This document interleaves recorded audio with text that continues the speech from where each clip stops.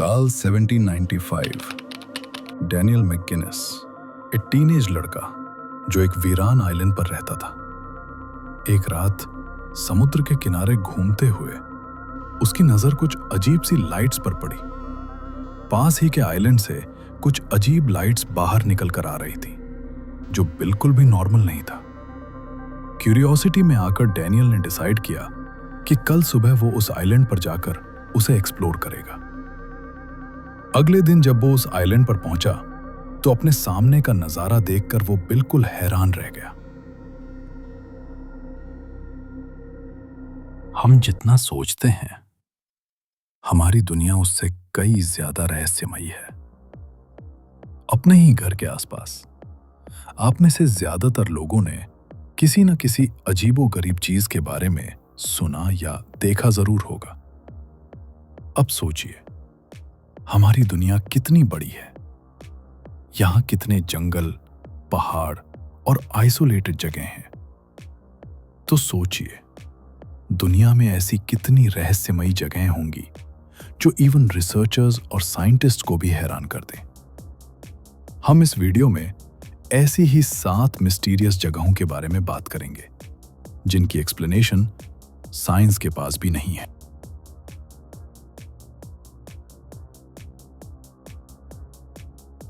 भानगढ़ को भारत की सबसे हॉन्टेड जगहों में से एक माना जाता है। कहा जाता है कि 17वीं शताब्दी के समय भानगढ़ की राजकुमारी रानी रत्नावती थी। वो बेहद खूबसूरत थी। उनके राज्य में एक सांगिया नाम का तांत्रिक रहता था जो काले जादू और तंत्र विद्या में माहिर था। उसे राजकुमारी पसंद आ गई और उसने एक इत्र की बोतल उन्हें उपहार स्वरूप दे दी। उस बोतल पर उसने वशीकरण कर रखा था ताकि राजकुमारी उसके पीछे खिंची चली आए। लेकिन राजकुमारी को आभास हो गया कि उस बोतल में कुछ तो गलत है।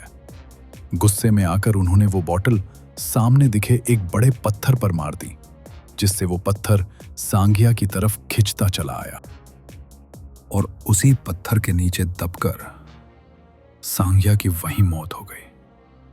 कहते हैं मरने से पहले उसने भानगढ़ राज्य को शाप दिया था, यह राज्य खत्म हो जाएगा और इसमें रहने वाला हर इंसान बुरी तरह मरेगा। इसके कुछ समय बाद ही मुगलों ने भानगढ़ पर हमला कर दिया, जिस हमले में भानगढ़ की सारी प्रजा खत्म हो गई। कहा जाता है कि आज भी भानगढ़ के अंदर उन्हीं सभी लोगों की आत्माएं भटकती हैं। कई लोगों ने यहां अजीब अजीब सी आवाजें सुनी हैं, कभी घुंघरुओं की, कभी किसी के हंसने की और कभी चीखने की। इवन एएसआई ने भी यहां रात को जाने से सख्त मना कर रखा है।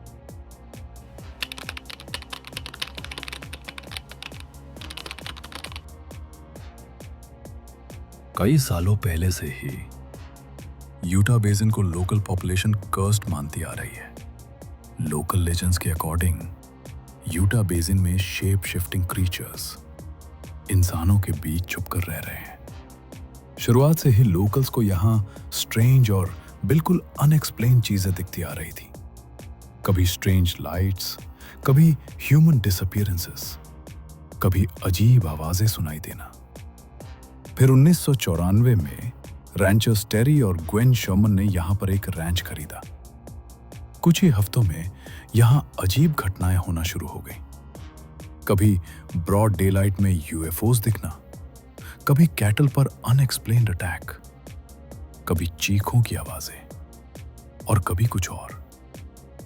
फिर एक सुबह टेरी शर्मन अपने रैंच पर काम कर रहे थे। तभी उन्होंने एक बहुत बड़ा वुल्फ लाइक क्रीचर देखा जो धीरे धीरे उनकी तरफ बढ़ने लगा और एकदम से उसने उनकी कैटल्स पर हमला कर दिया। टेरी ने तुरंत पॉइंट ब्लैंक रेंज से अपनी शॉटगन से 3 शॉट फायर किए। गोलियों का इंपैक्ट जानलेवा था। फिर भी उस क्रीचर को कोई फेटल इंजरी नहीं आई। उसने कोई रिएक्शन नहीं दिया और कुछ सेकंड्स बाद वो खुद ही वहां से भाग गया। इसके बाद यूटा बेसिन में चीजें और भी एक्सट्रीम होने लगी। Human disappearances, cattle म्यूटिलेशंस cattle disappearances और एक के बाद एक ऐसी घटनाएं जिनका कोई लॉजिकल जवाब नहीं था। इसके बाद शर्मन्स ने वो रैंच छोड़ दिया। आज तक यूटा बेसिन में ऐसी स्ट्रेंज अकरेंसेस होती आ रही हैं। स्किन वॉकर रैंच पर 2023 में एक्सपेडिशन एक्स की टीम ने इन्वेस्टिगेशन की थी और उन्होंने भी यहां ऐसी strange occurrences on camera record की हैं। आई हाईली रेकमेंड कि आप वो एपिसोड जरूर देखें।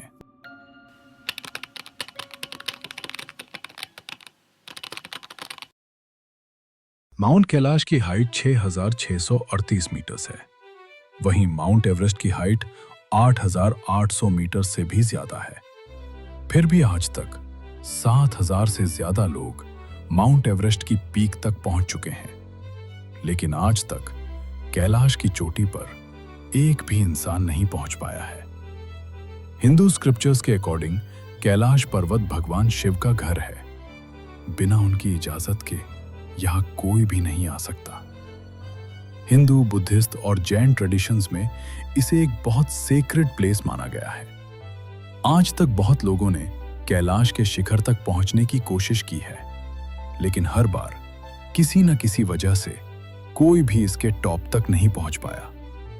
1920 में कर्नल आर.सी. विलियम्स कैलाश के 6,600 मीटर्स तक पहुंच गए थे, लेकिन वहां पहुंचते ही एक बेहद खतरनाक तूफान अचानक शुरू हो गया। उनके अकॉर्डिंग एक अनसीन पावरफुल फोर्स ने उन्हें वापस खींच लिया, जिस वजह से वो आगे नहीं जा पाए। और इसके साथ उन्होंने टाइम डायलेशन जैसे फिनोमिना को भी एक्सपीरियंस करने की बात कही थी। यही सेम चीज बाकी माउंटेनियर्स ने भी बताई है। 1980s में एक एक्सपीरियंस सोवियत माउंटेनियर्स की टीम ने भी यहां चढ़ने की कोशिश की। पहले 24 घंटे में ही अजीब चीजें शुरू हो गई। पहले एक्सट्रीम स्टॉर्म, फिर नेविगेशन प्रॉब्लम्स और उसके बाद टीम मेंबर्स में लगातार सीरीज ऑफ स्ट्रोक्स और हार्ट अटैक्स शुरू हो गए। जबकि जाने से पहले टीम के सभी मेंबर्स का फिजिकल टेस्ट हो चुका था और वे पूरी तरह फिट थे। उस एक्सट्रीम एनवायरनमेंट में टीम के 2 मेंबर्स की मौत हो गई। कई लोग मानते हैं कि कैलाश पर्वत के नीचे एक एडवांस्ड फ्यूचरिस्टिक सिटी है। कुछ लोग ये भी कहते हैं कि कैलाश का रिलेशन किसी तरह से एक्स्ट्रा टेरेस्ट्रियल लाइफ के साथ है। कई लोकल्स ने यहां यूएफओज भी रिपोर्ट किए हैं। सैटेलाइट इमेजेस से कैलाश का व्यू कुछ पिरामिड्स की तरह पाया गया है, जिसका नेचुरली बनना लगभग इम्पॉसिबल है।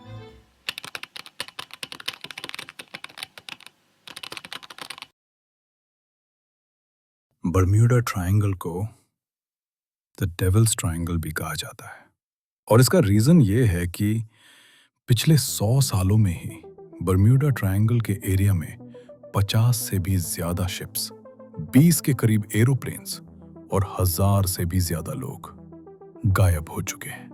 1918 के समय यूएसएस साइक्लोप्स नाम की एक नेवी शिप बर्म्यूडा ट्रायंगल के एरिया में गायब हो गई थी, जिसमें करीब 306 क्रू मेंबर्स थे।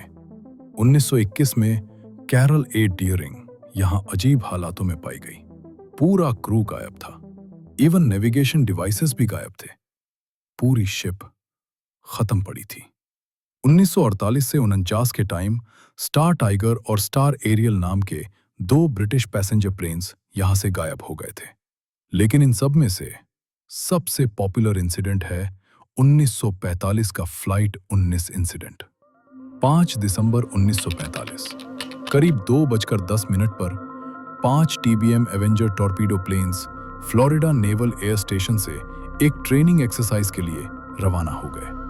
90 मिनट बाद लेफ्टिनेंट चार्ल्स टेलर, जो इस एक्सरसाइज के इंचार्ज थे, उन्होंने अपने क्रू को मैग्नेटिक और जायरो कंपास मैलफंक्शन की रिपोर्ट दी। इस मैलफंक्शन की वजह से प्लेन की एग्जैक्ट लोकेशन जानना इम्पॉसिबल हो गया। लोकेशन मिसकैलकुलेशन की वजह से प्लेन्स एक बिल्कुल अलग डायरेक्शन में जाने लगे और धीरे धीरे डीपर अटलांटिक ओशन की तरफ बढ़ते चले गए। शाम 7:04 पर चार्ल्स का आखिरी मैसेज आया। फ्यूल खत्म हो रहा है, हमें जल्दी ही लैंड करना होगा। इसके बाद फ्लाइट 19 नेविगेशन सिस्टम से एकदम से गायब हो गई। कुछ समय बाद पीबीएम मैरिनर नेवी प्लेन को फ्लाइट 19 को रेस्क्यू करने के लिए भेजा गया, लेकिन आज तक उसका भी कोई पता नहीं चला। साइंटिस्ट्स मानते हैं कि गल्फ स्ट्रीम की वजह से यहां ज्यादातर इंसिडेंट्स होते हैं। इसके साथ साथ ये एरिया मीथेन हाइड्रेट्स में भी रिच है और इसका मैग्नेटिक बिहेवियर भी बिल्कुल अलग है। साइंटिस्ट्स के अकॉर्डिंग ये सारे फैक्टर्स मिलकर इस एरिया को इतना एक्सीडेंट प्रोन बनाते हैं। लेकिन वही कॉन्स्पिरेसी थियरिस्ट्स इस जगह को बहुत अलग अलग थ्योरीज से जोड़ते हैं। कुछ लोग इसे एलियंस से जोड़ते हैं, कुछ इल्यूमिनाटी से, और कुछ तो इसे एक इंटरडाइमेंशनल पोर्टल भी मानते हैं।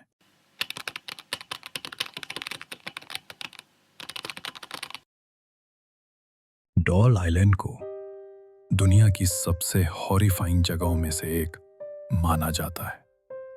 यह आइलैंड एक्चुअली कोई लिटरल आइलैंड नहीं है, बल्कि एक लार्ज साइज का फ्लोटिंग गार्डन है। यह जगह मेक्सिको सिटी से लगभग 18 मील दूर है और इसे सिर्फ वाटर रूट के थ्रू ही एक्सेस किया जा सकता है। इस आइलैंड की हिस्ट्री सिर्फ एक आदमी से जुड़ी हुई है, डॉन हुलियान संताना बरेरा।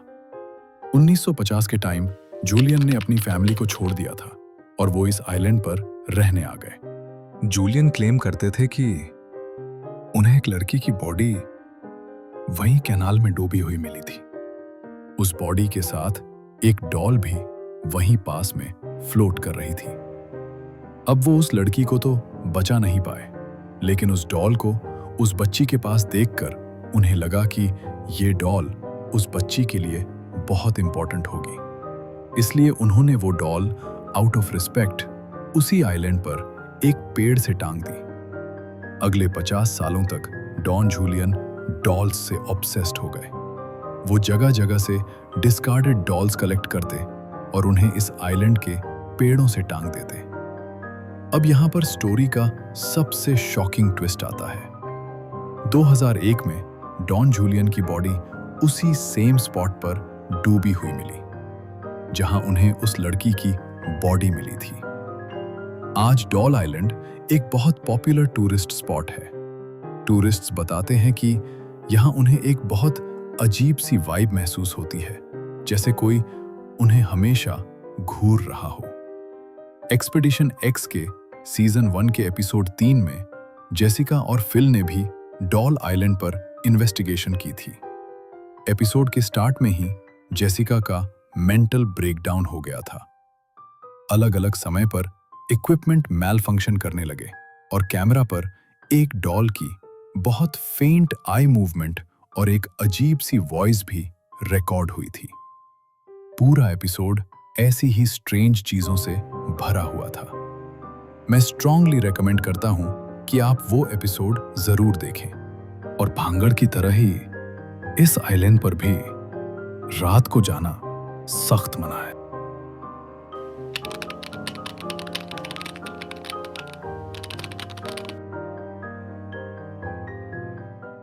साल 1795 डैनियल मैकगिनेस, एक टीनेज लड़का जो एक वीरान आइलैंड पर रहता था, एक रात समुद्र के किनारे घूमते हुए उसकी नजर कुछ अजीब सी लाइट्स पर पड़ी। पास ही के आइलैंड से कुछ अजीब लाइट्स बाहर निकल कर आ रही थी, जो बिल्कुल भी नॉर्मल नहीं था। क्यूरियोसिटी में आकर डैनियल ने डिसाइड किया कि कल सुबह वो उस आइलैंड पर जाकर उसे एक्सप्लोर करेगा। अगले दिन जब वो उस आइलैंड पर पहुंचा तो अपने सामने का नजारा देखकर वो बिल्कुल हैरान रह गया। उसके सामने एक 13 फीट गहरा गड्ढा खुदा हुआ था। उस गड्ढे से एक रस्सी भी जुड़ी हुई थी जो नीचे की तरफ जा रही थी। ये सीन देखकर उसे बहुत फैसिनेशन हुई और उसने डिसाइड किया कि वो इस गड्ढे के अंदर जाकर उसका सीक्रेट पता लगाएगा। अगले दिन उसने अपने 2 दोस्तों जॉन स्मिथ और एंथनी वॉन के साथ उस गड्ढे के अंदर जाने का निर्णय लिया। एक्चुअली स्टार्टिंग से ही आइलैंड के लोकल्स ये मानते रहे हैं कि ये island golden age of piracy में एक अहम भूमिका निभाता रहा है। उनके अकॉर्डिंग इन आइलैंड्स पर अलग अलग जगहों पर काफी ज्यादा अमाउंट में खजाना छुपा हुआ है। डैनियल मैगिनिस भी यही मानता था, इसीलिए उसे उस गड्ढे से इतनी फैसिनेशन थी। अंदर घुसने के बाद उन्होंने खुदाई करनी शुरू की। थोड़े समय बाद खोदते हुए उन्हें कुछ टाइल्स के टुकड़े मिले। फिर जैसे जैसे वो और डीप जाते गए उन्हें और क्लूज मिलने शुरू हुए। कुछ समय बाद उन्हें लकड़ी का एक टुकड़ा मिला। उनकी क्यूरियोसिटी समय के साथ बढ़ रही थी और इसके साथ उनकी पेशेंस भी धीरे धीरे लूज हो रही थी। 35 फीट तक खुदाई करने के बाद भी उन्हें कुछ खास नहीं मिला और हार कर वो सब वापस अपने घर चले गए। अब इसके कुछ समय बाद जॉन स्मिथ ने साइमन लाइंड्स के साथ 1804 में मिलकर ऑन्स्लो नाम की एक कंपनी खोली और फिर से उन्होंने इस एरिया में खुदाई करनी शुरू की। कुछ समय बाद उन्हें उस गड्ढे में से एक एंशिएंट मैन्युस्क्रिप्ट मिली जिस पर किसी बिल्कुल ही अलग लैंग्वेज में टेक्स्ट लिखे हुए थे। फिर उस मैन्युस्क्रिप्ट को डीकोड कराया गया और डीकोडिंग के बाद पता लगा कि ये मैन्युस्क्रिप्ट कह रही है कि 40 फीट नीचे खजाना छिपा है। लेकिन जैसे ही उन्होंने और नीचे खुदाई शुरू की, गड्ढे में पानी भरने लगा और एक बार फिर से इस मिशन को बीच में ही रोक दिया गया। इसके बाद एक दूसरी टीम ने भी इस प्रोजेक्ट को 1849 में अपने हाथ में लिया। कुछ समय बाद उन्हें पहली बार उस गड्ढे में से एक गोल्ड चेन मिली, लेकिन फिर से गड्ढे में पानी भरने लगा और फिर ऐसे ही बार बार एक्सकवेशन ऑपरेशंस होते रहे, लेकिन हर बार किसी न किसी वजह से खुदाई को बीच में ही रोकना पड़ा। फिर 2014 में the curse of Oak Island नाम का एक शो लॉन्च किया गया। इस शो में एक बार फिर से इस एक्सपेडिशन को शुरू किया गया। शो होस्ट्स रिक और मार्टी को इस आइलैंड से कई अलग अलग चीजें मिली, जैसे कि ancient church cross, ancient tools और कई मिस्टीरियस स्ट्रक्चर्स जो इस आइलैंड की एक फॉरगॉटन एंशिएंट हिस्ट्री की तरफ इशारा करते हैं। आज भी इस आइलैंड में खजाने की खोज जारी है और इस आइलैंड से जुड़ा एक बहुत ही इंटरेस्टिंग लेजेंड भी है कि खजाने को पाने से पहले 7 लोगों को मरना होगा और अब तक 6 लोग इस खोज में अपनी जान गंवा चुके हैं।